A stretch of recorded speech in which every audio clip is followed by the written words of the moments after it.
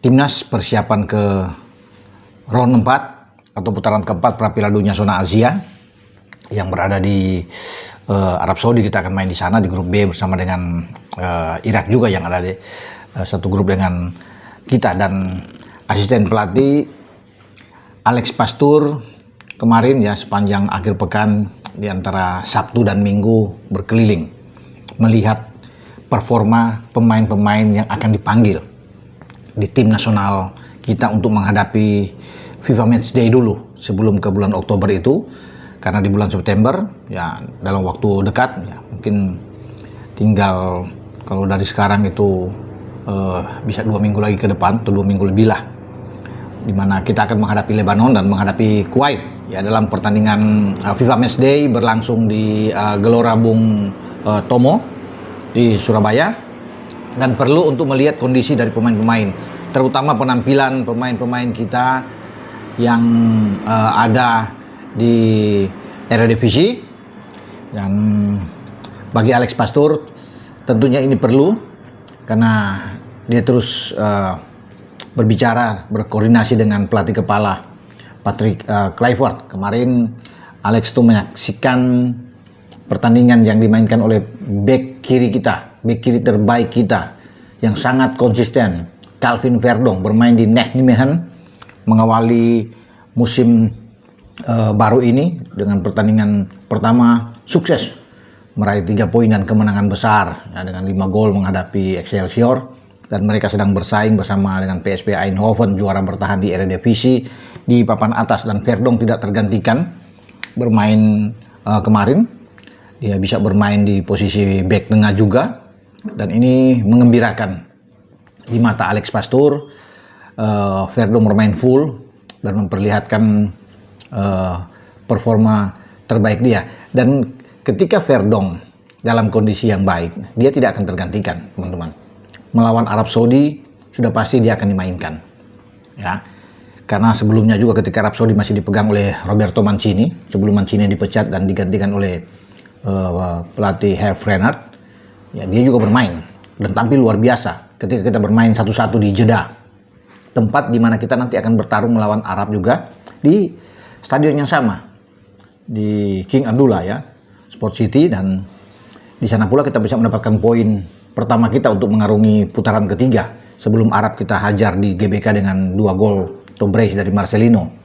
Nah, Calvin Verdong akan bermain di pertahanan kita, entah bermain dengan formasi apapun yang akan dikembangkan oleh Patrick Kluivert, karena selama ini kan kita bermain dengan 3 back, mendorong Calvin Verdong bermain lebih ke depan sedikit.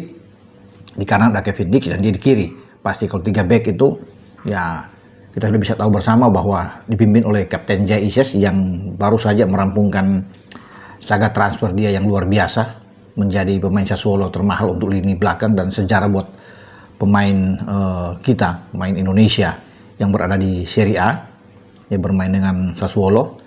Jay akan memimpin belakang tentunya dengan Rizky Ridho dan Justin Hubner.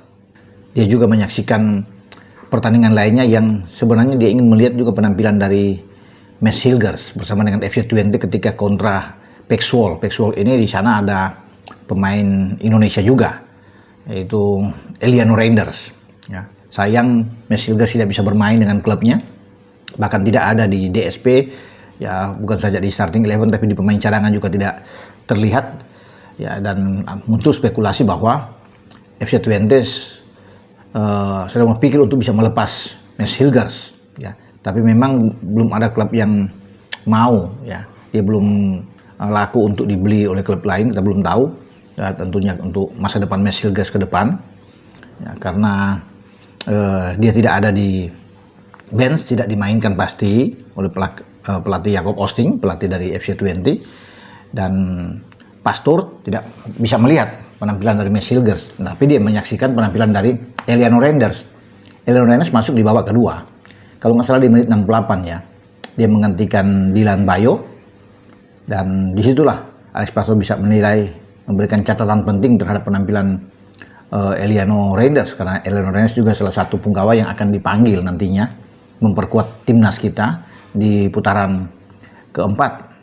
Dan kalau bisa melihat dengan penampilan dari Eliano Reinders. Ya, di mata juga Alex Pastoor ya cukup oke ya, cukup baik sejauh ini.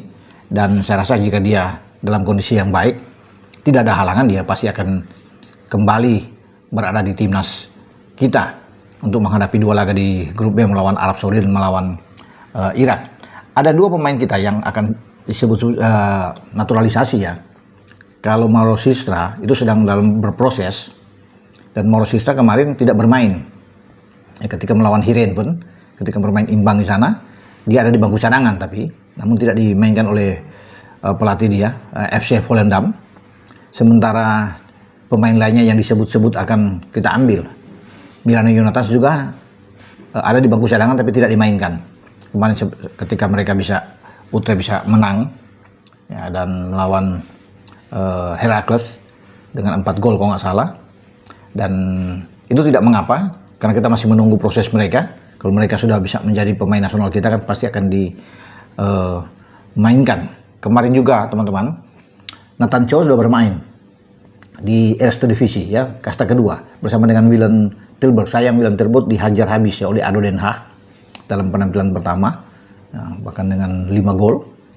Dan Nathan Chow tampil di babak kedua menggantikan memasuk ya The Wall ya, Max The Wall dia masuk, Max The Wall di babak kedua menit 65 kalau nggak salah. Nathan Chow bisa bermain tapi dia tidak dipantau oleh Alex Pastoor.